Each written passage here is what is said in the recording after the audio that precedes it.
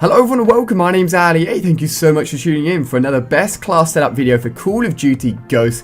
Today we're going to be covering the unusual weapon, the ARX 160 Assault Rifle, the weapon that you guys have been asking me to cover for a long time now, and it's going to be an interesting one because the weapon is very interesting indeed. If you guys missed last episode, I covered the Bulldog shotgun. Definitely go and check that out. It'll be linked within the description within the best class setup video playlist. Within that playlist, you can see all of the weapons I covered so far. So go and check out that playlist, and if you have any weapons that I haven't covered that you'd like me to cover in the near future, just leave it as a comment down below and I'll try and get that sorted for you guys as soon as possible.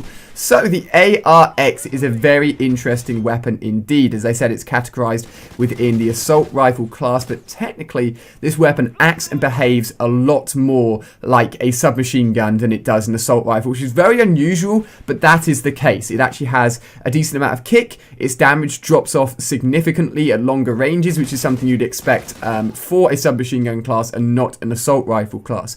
It also has a built-in laser sight, which basically acts as steady aim, giving you better hip fire, which can help for close range combat.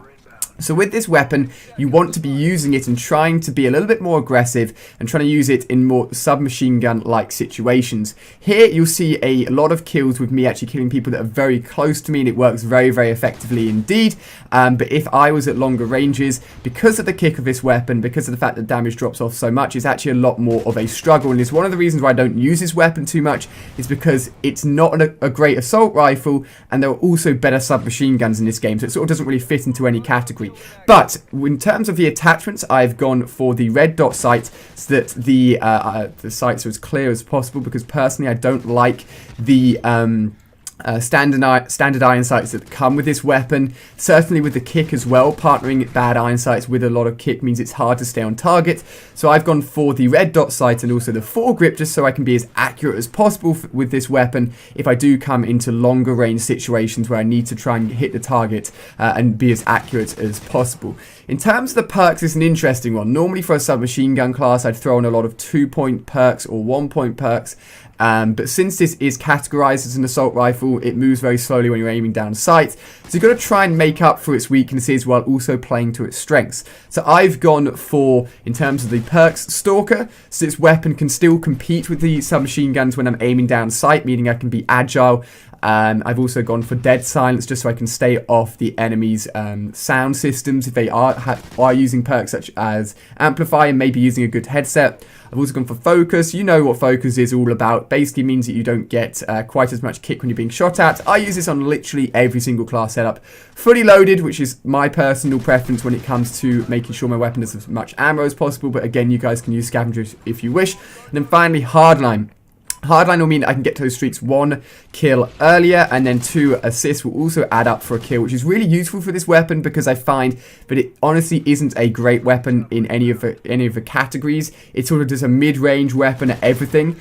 So having Hardline means that if I do get a bunch of kills, I can get those streaks earlier, and once the streaks are called in, it can help me progress throughout the game and do as well as possible. In terms of streaks, I've gone for the standard Satcom, Guard Dog and Battle Hind. As I always say, unfortunately there isn't a very large mixture of streaks within this game, and these three are honestly just probably the best group of streaks to have within Call of Duty Ghosts. But feel free to mix it up, feel free to use the IMS. Sometimes I like to use the IMS on my close range classes, so that could always be switched out for the Dog.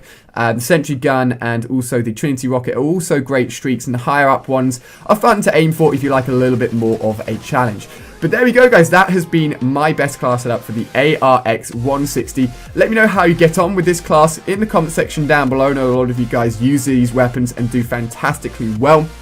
On screen here, you can check out more videos as well from my main channel and also my second channel, More Ali. If you haven't seen my second channel, definitely go over there and subscribe. Lots of awesome videos that you wouldn't expect to see on this channel.